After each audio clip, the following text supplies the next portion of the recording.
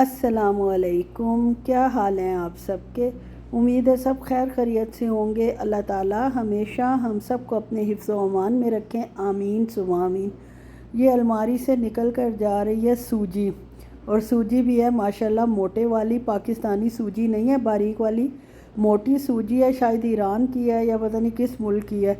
सऊदीया में रहते हुए आप तमाम मुल्कों की चीज़ें खा सकते हैं, फ्रूट्स भी खा सकते हैं, बाकी भी स्पाइसेस वगैरह और सब कुछ, वेजिटेबल्स भी, फ्रूट्स भी, क्योंकि अपनी तो इनकी इतनी ज़्यादा ग्रोथ होती नहीं है चीज़ों की, तो इंपोर्ट करते हैं। खैर जनाब, हस्बैंड साहब का जो गजरेला मैंने शुगर फ्री बनाया था वो ख़त्म हो चुका था, और अब जनाब मुझ पर छोड़ा गया था कि अपनी पसंद से कोई मीठा बना दो। मुझे तो खैर इतना पसंद आता नहीं और ना मैं इतना रेगुलर एक चीज़ खा सकती हूँ, लेकिन क्योंकि वो ज़ाहिर है ज़्यादा मेहनत करते हैं, काम करते हैं, उनका दिल करता है मीठा खाने को। तो मैंने बहुत सोच के सोचा कि सूजी को काम में लाया जाए। बहुत अरसे की पड़ी हुई है। मकसद ये है कि बहुत अरसे, सालों साल की नहीं पड़ी हुई, 4-5 महीने पहले की पड़ी हुई। एक्सपायरी तो खैर इसकी लंबी ही होती है, तो इसी को यूज़ किया जाए। बहुत सोच के जनाब हलवे की बहुत अच्छी रेसिपी मैं आपके साथ शेयर कर रही हूँ। इसको आपने पूरी वीडियो वॉच करनी है, आगे जाके आपको और भी माइक्रोवेव के मतलब बहुत मालूमात पता चलने वाली हैं। फुल वीडियो वॉच करें, और अगर पसंद आए तो लाइक शेयर कर दें और अच्छा सा कमेंट भी कर दें। अब जनाब आते हैं अपनी रेसिपी की तरफ। सबसे पहले मैंने देसी घी लिया। ज़ाहिर है इतना काम करते हैं बेचारे, जब खाएं तो देसी घी में खाएं। तो देसी घी ये वही है जो मैं पाकिस्तान से बना कर लाई थी, बालाई जमा कर कर के। उसमें मैंने पिसी हुई इलायची डाली थी, धरधरी पिसी हुई, और जब उसकी खुशबू आने लग गई तो सूजी ऐड कर दी, और सूजी को मैंने तकरीबन 10-1 मिनट भूना। इसी भूनने के दौरान ही जब 5-1 मिनट भून गई तो उसके बाद इस पर मैंने काजू डाले और साथ ही किशमिश ऐड कर दी, और 10 मिनट इसको अच्छे से भून लिया। देखें सूजी का कलर भी चेंज हो गया। 15 मिनट टोटल मैंने इसको भूना था, और 5 मिनट पहले मैंने इसमें ड्राई मिल्क पाउडर डाल दिया था। मिल्क पाउडर डाला था, ड्राई तो क्या कहना, ये तो गलत हो जाता है। मिल्क पाउडर ही डाला था, और वो ज़ाहिर है ड्राई ही होता है। मिल्क पाउडर डाल के फिर इसको आपने मुसलसल चमचा हिलाते रहना है, और 5 मिनट इसको मज़ीद भूनना है, क्योंकि ये मिल्क पाउडर जो है ये बहुत जल्दी जो है वो कलर पकड़ लेता है, और दम वाली आंच पे आपने ये सारा काम करना है। और जनाब 15 मिनट की मेहनत के बाद ये गोल्डन सा कलर निकल आया है, और वो भी भुन के है जो मैंने मिल्क पाउडर डाला था। और उसके साथ ही हम इसमें बॉइल्ड वाटर जो है वो डालेंगे। वाटर इतना होना चाहिए कि सूजी अच्छी तरह भीग जाए और नीचे बैठ जाए, और पानी डालने के बाद इसकी दम वाली आंच कर देनी है, और इसको हमने तकरीबन 10 मिनट के लिए छोड़ देना है। और 10 मिनट बाद जब आप खोल कर देखेंगे तो आपका दिल यकीनन खुश खुश हो जाएगा। बहुत मज़े का गोल्डन गोल्डन अच्छा सा हलवा तैयार है। और जनाब ये मैं आपको अपनी फिंगर्स दिखा रही हूँ कि ऑयल भी खुद ब खुद निकल आया है, मज़ीद भूनने की ज़रूरत नहीं है। और कंफर्म करने के लिए मैं इसको दोबारा भी हाथ लगा के देख रही हूँ, क्योंकि मेरे हस्बैंड खाने के मामले में यार उन्होंने मुझे बड़ा सही रखा हुआ है। और जनाब आखिर में इसके ऊपर पिस्ता डाल देंगे। जितना अच्छा ये दूर से नज़र आ रहा है, जो करीब से मैंने पिक्चर लिया है वो इतना अच्छा नज़र नहीं आ रहा, शायद किसी को अच्छा लग भी जाए। और जनाब ये जो माइक्रोवेव मेरा ख़राब हुआ था, हस्बैंड साहब की ड्यूटी क्योंकि 4 बजे शुरू होती है और सुबह वो घर में थे, और जल्दी भी बेचारे उठ गए कि माइक्रोवेव चेक करवा लेते हैं उसके सर्विस सेंटर जाके। एलजी का सर्विस सेंटर ज़ाहिर है बहुत दूर है, रियाद में है, हमारे घर से तो वैसे ही बहुत दूर हर चीज़ पड़ती है। खैर जनाब पहुँचे हैं, और रश इस कदर यार सड़कों पे ज़्यादा था। वो कह रहे थे किस वक्त आए बंदा, कि जिस वक्त भी आओ रियाद का पता ही नहीं चलता। अगर उसमें रश ना हो तो बंदा कहता है हाय हम कहाँ आ गए हैं, ये तो रियाद लग ही नहीं रहा, इसमें तो रश ही नहीं है। किसी वक्त भी आप आ जाओ ना, तो अल्लाह माफ़ करे, रश बहुत ज़्यादा था। खैर गूगल मैप जो है हमें बहुत अच्छे तरीके से रश से घुमाते हुए और रश से बचाते हुए गलियों में से भी ले गया था, और बहुत अच्छा ले गया था। और यह इलाका जो है अरबियों का ही इलाका लग रहा था, बड़े बड़े घर बने हुए थे, और उन्हीं का मुल्क है, उन्हीं के घर है, तो वो बड़े ही बनाते हैं। खैर जनाब हम पहुंच गए सर्विस सेंटर, ये जी एलजी का है। और आज यही दुआ थी कि अब अगर ये सही हो गया तो हम जो है वो इसको सेल कर देंगे सही करवा के। और सर्विस सेंटर पहुंचे हैं तो वहाँ जनाब पाकिस्तानी भी थे, इंडियन भी थे माशाल्लाह, जो वर्कर्स काम करने वाले हैं। आपको पता है कि जो माहिर लोग होते हैं वो इंडिया या पाकिस्तान के या फ़िलिपीन के होते हैं, जो मैकेनिक वगैरह होते हैं और जो नाउ हाउस समझते हैं। और ये माइक्रोवेव ऑपरेशन टेबल पर पहुंच चुका है और जाते ही जनाब सबसे पहले इसका बाहर वाला ढक्कन खोला गया और फिर जनाब इसकी चिया पांचा शुरू हुआ, इसकी चेकिंग शुरू हुई।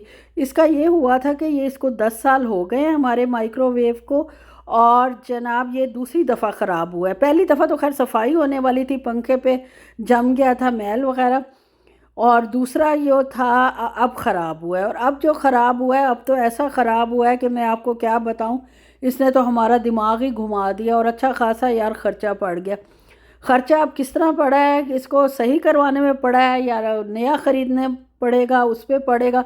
अब देखें क्या होता है, क्योंकि वो कह रहा था कि इसमें मल्टी फंक्शनल जो है ना वो है, मतलब काफ़ी इसमें ख़राबी है, हो गई है जलने की वजह से। खैर कोल्ड स्टोरेज साथ था और वहाँ बैठने का मेरा तो कोई तुक बनता नहीं था, जब आपको पता है कि साथ ही कोल्ड स्टोरेज है और यहाँ जनाब स्टोर है, और मैं बैठी रहूँ साथ अपने हस्बैंड के देखती माइक्रोवेव कैसे हो रहा है सही। तो मुझे तो हलचल मच गई। मैंने कहा कि आप यहाँ बैठे और मैं स्टोर देख कर आती हूँ। वो कह रहे थे यहाँ बल्क में सामान मिलता होगा, कोल्ड स्टोरेज नाम है, तुम जाके क्या करोगी। मैंने कहा ये तो जाके ही बताऊँगी वापस आके कि मैं क्या करके आई हूँ। खैर जनाब ये भी फुल स्टोर ही था, जैसे आम स्टोर होता है। मुझे छोड़ गए, साथ ही शॉप थी बिल्कुल, आप जैसे ही मैं उतरी हूँ तो मुझे छोड़कर वो वापस अपने माइक्रोवेव के पास चले गए कि पुर्ज़ा वगैरह डालना हो तो पूछ के डालते हैं कि इतने का पुर्ज़ा है, अगर आपने लेना है तो डलवाना है तो ठीक है, नहीं डलवाना तो फिर वैसे ठीक है। अच्छा ये इसके सर्विस चार्जेस जो थे चेक करने के 60 रियाल थे, यानी हमने सबसे पहले 60 रियाल पे किए थे। उसके बाद उन्होंने माइक्रोवेव खोला था और जनाब उसको चेक कर रहे थे। मैं तो आ गई, ज़ाहिर है कितनी देर बैठती। और यहाँ आके जनाब आपको मैंने कहा कोल्ड स्टोरेज भी दिखा दूँ। सऊदी अरब में ये जगह जगह बने हुए हैं और इधर चीज़ें ख़ास तौर पे चावल और चिकन वगैरह, अंडे, ब्रेड वगैरह, और काफ़ी चीज़ें काफ़ी सस्ती होती हैं जो इनकी लोकल होती हैं, और जो वैसे कंपनी की चीज़ें होती हैं वो उसी रेट पे होती हैं या उससे भी महंगी होती हैं। उससे महंगी खैर ये कर नहीं सकते, लेकिन महंगी का मकसद ये है कि जैसे मॉल वगैरह में ऑफ़र लग जाती है, लेकिन यहाँ आपको कोई ऑफ़र उन चीज़ों पे नज़र नहीं आएगी जो ब्रांडेड है, लेकिन जो लोकल चीज़ें हैं वो काफ़ी ज़्यादा सस्ती और अच्छी लगी हुई थी। यानी चिकन ब्रेस्ट मैंने ली, वो काफ़ी सस्ती मिल गई मुझे। 2.5 kg वैसे आती है 72 रियाल की, मुझे मिल गई 46 रियाल की। इसके अलावा मेरी बच्ची को चाहिए होते हैं स्माइलीज़, पोटैटो स्माइलीज़, बड़े शौक़ से खाती है और हर स्टोर पे देख रही होती है कि कहीं से मिल जाए, लेकिन वो आने ही बंद हो गए। बहुत अरसे बाद मुझे यहाँ नज़र आए, वो मैंने ले लिए। और जो ऑफ़र्स थी वो वैसे काफ़ी अच्छी भी थी बाज़ चीज़ों पे, इसीलिए मैं आपको ऑफ़र वाली चीज़ें दिखा रही हूँ कि किसी के करीब अगर कोल्ड स्टोरेज है तो वो बजाय बकालों से या मॉल से लेने के कोल्ड स्टोरेज से भी सामान ले सकता है। गोश्त बड़ा सस्ता था, गोश्त भी नहायत ही मुनासिब कीमत पे था और पाकिस्तानी गोश्त भी अवेलेबल था। वैसे मेरे हस्बैंड भी 50 रियाल लाते हैं या 55, तो यहाँ 48 का पड़ा हुआ था। और चॉप्स मैंने लेनी थी लेकिन मैं ले नहीं सकी, वो 38 रियाल की थी। वो ली इसलिए नहीं है कि वो जो बुचर था जो काट के देता था, एक तो वैसे छुट्टी पे था और एक जो है वो 13 घंटे ऑलरेडी काम कर रहा था, तो वो 1 से 12 से 4 तक ब्रेक लेता था। और मैं माशाल्लाह 1 बजे घूम रही थी, अच्छी तरह सारे स्टोर को एक्सप्लोर कर रही थी और चीज़ें देखे मैंने क्या ली हैं फ़िलहाल। और मैं जनाब शहजाद कहते हैं तुम जाओगी अकेली तो तुमसे कुछ भी नहीं लिया जाना। मतलब मैं ज़ाहिर है हर चीज़ जांच पड़ताल करके देख कर लेती हूँ, वाकई इसमें लेने में कोई फ़ायदा है तो लो, वरना जब ज़रूरत होगी तब ले लेंगे। और सबसे बड़ी अच्छी बात यहाँ ये थी कि रोहू फ़िश पड़ी हुई थी और कीमत भी मुनासिब थी, लेकिन मसला यही था कि काट के कौन दे, और फ्रोज़न थी ज़ाहिर है। उसके बाद जनाब ये स्माइलीज़ भी आप देख लें, आपको देख के ये भी मुस्कुरा रहे हैं और मैं भी मुस्कुरा रही हूँ। जब इंशाल्लाह आप मेरी वीडियो देखेंगे तो आप ख़ुद ब खुद मुस्कुराने लगेंगे और ख़ुश हो जाएंगे। बाकी भी मैंने हर चीज़ नोट की। ये कॉर्न्स थे जो स्वीट कॉर्न्स होते हैं, वो 1.95 के थे, ये भी मैंने ले लिए। फ्रोज़न गोश्त भी था और जो थोड़ा बहुत सामान लिया वो कल की वीडियो में शेयर इंशाल्लाह कर दूँगी, क्योंकि ये फिर वीडियो बहुत लंबी हो जाती है। और आपको पता है मेरा तो वैसे ही वॉच टाइम अल्लाह वाला होता है, तो अगर मैं जो हूँ छोटी वीडियो बनाऊँगी तो मैं भी पूरी देखी जाए। और 10 रियाल के अंडे थे यार, बहुत अरसे बाद मैंने 10 रियाल के एग की ट्रे देखी है, वरना यहाँ नहीं मिलती। और ये देख लें जनाब, गोश्त भी पड़ा हुआ था और पाकिस्तानी गोश्त भी था माशाल्लाह माशाल्लाह, लेकिन बंदा गायब था इसलिए नहीं लिया जा सका। और 4 बजे तो हस्बैंड साहब ने ड्यूटी पे जाना था, इसलिए हम रुक भी नहीं सकते थे। और ना भी जाना होता तो उन्होंने रुकना था एक गोश्त लेने के लिए, 2 रियाल मेरे बचाने के लिए, वो कभी भी ना रुकते। खैर जनाब, ये आ गए हैं हम काउंटर पे। अब मैं आ गई हूँ और काउंटर पे आने के बाद बिल पे किया। और फिर दोबारा जब मैं सेंटर पहुँची हूँ तो अभी तक हमारा जो माइक्रोवेव है उन्हीं के हवाले था, और उनको कुछ समझ नहीं आ रही थी कि हुआ क्या है। जब उनको समझ आई है तो पता ये चला है कि जनाब ये 10 साल पुराना मॉडल है, क्योंकि ये जब नया आया था तब हमने एलजी का ख़रीदा था।